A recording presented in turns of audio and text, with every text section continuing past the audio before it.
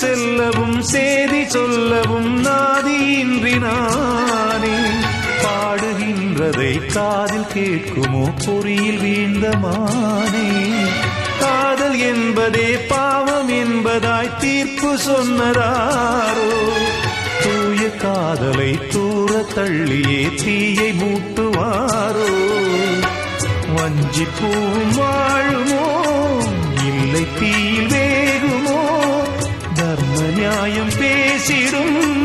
தெய்வமுமையாகுமோ கண்மணி